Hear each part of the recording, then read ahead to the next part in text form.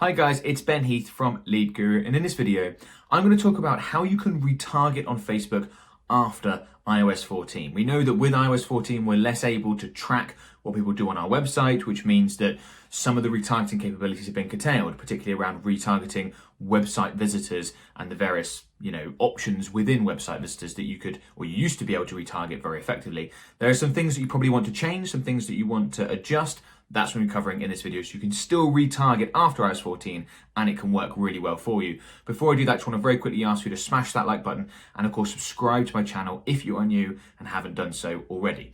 Okay, so I am in the audiences section of an example ad account because I wanted to be able to show you this. Now, typically what I used to recommend always when it came to retargeting was that unless you have an unusual business model where no one ever buys anything from you again, I would have typically focused on 3 retargeting audiences to focus on. So we would have had all website visitors, we would have had your customer list, and we would have had your email list.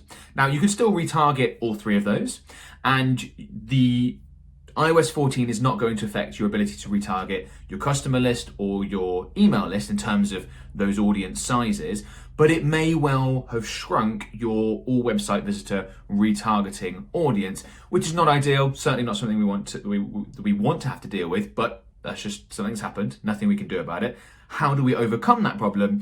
I think you want to be adding some on Facebook or on Instagram custom audiences, some retargeting audiences into the mix to help bring the overall audience size back up.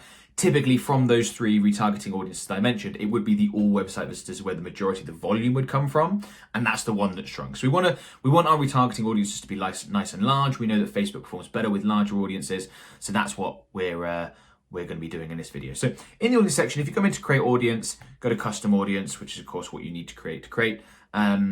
To be able to retarget is you need to retarget custom audiences. And if you're not familiar with those, I've got tutorials on exactly how to create Facebook ads custom audiences. I'll include a link to those in the video description below. But we come in here and you can see that typically we'd have focused on perhaps website audiences, website visitor audiences, so retargeting people that visit your website, as I already mentioned, customer list, email list, things like that. But you can see that you've also got Facebook sources, and this is where I'd encourage you to look and play around with to add things in. You can see there are lots of different options. A classic one to go with would be video. So you click on video and you click next. I'm not going to go through all the steps, I've got separate videos on this, but you can basically you can create custom audiences from people that have watched a video of yours, okay?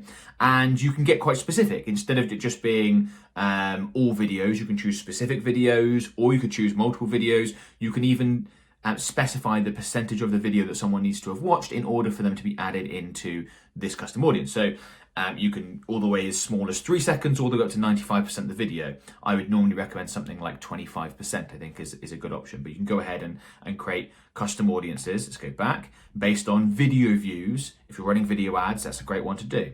And lead forms, if you're running lead ad campaigns, you can select this option and you can create custom audiences for people that have submitted, the data to become a lead, or even have just opened the lead form and shown some interactions.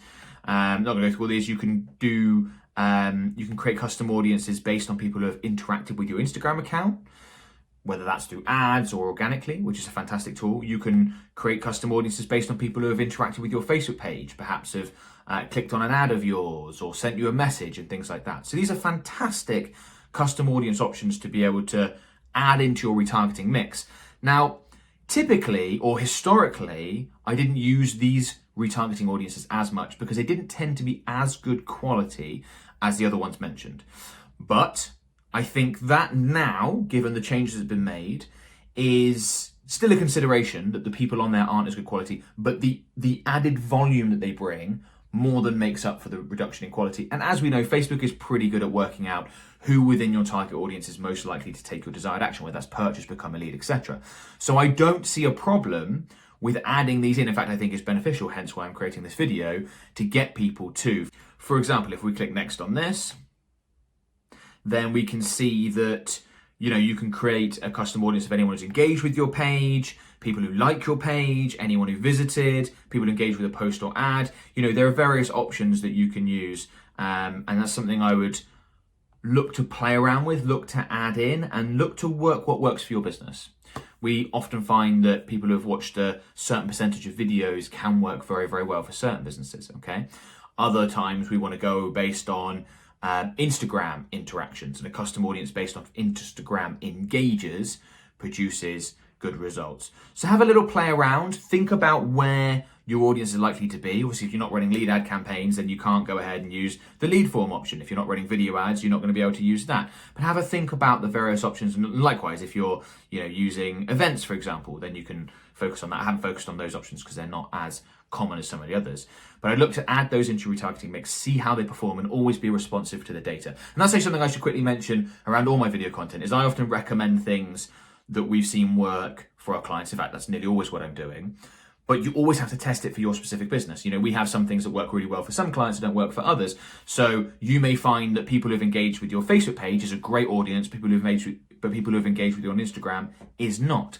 Test these things out and see how they perform. And if you have seen a real drop off in performance from your retargeting campaigns or your retargeting ad sets, which we have seen quite a bit of with the iOS 14 changes, not with everyone, but with some people in particular, then this, we feel so far, is a great way to help combat that, and we have seen some good results simply because of volume. These are still warm audiences, right? They're still people who've interacted with you before, so it's better than a pure cold audience. They're not as warm, obviously, as someone in your email list, but the added volume in the retargeting campaign certainly helps. And it means that you won't have to refresh ad creative quite so much. When you've just got those small custom audiences, small retargeting audience, you're constantly refreshing ad creative. That's time consuming. This is a good way to go. So look to add some of those in. What I typically might have now is a retargeting ad set, still going to have all website visitors, still going to have customer list, email list, but we may also have anyone who's watched more than 25% of a video ad of ours on Facebook. Or we may have anyone who has engaged with an ad of ours on Facebook, which you can access via the Facebook page option, okay? That's the sort of thing we might add in both. We will test a bunch of options, construct it that way. That's the sort of thing I'm talking about here. Okay, so hopefully this video has been useful. Before you go, a couple of things I want to quickly mention. The first is a free webinar I've created called 3 Killer Facebook Ad Strategies to Double or More Your Revenue. And this webinar is something I'd strongly recommend you go through if you haven't already. It's completely free. A link is in the video description below. And it's all about Facebook ad strategy. And honestly, if you've got the wrong strategy for your business, you are just dead in the water when it comes to Facebook ads. So important that you get your strategy right. So go ahead and check that out. Well worth a watch if you haven't done so. As I said, completely free.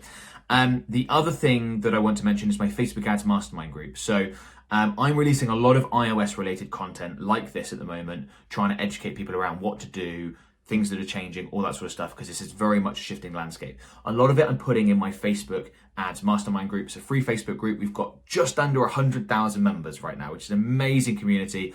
Lots of people posting in there. Would strongly recommend you go ahead and join, completely free. Again, link is in the video description, so go ahead and check that out.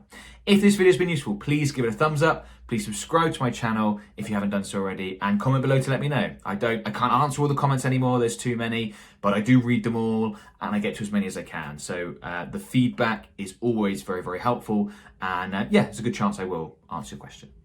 Thanks a lot, guys. Talk to you soon. Bye for now.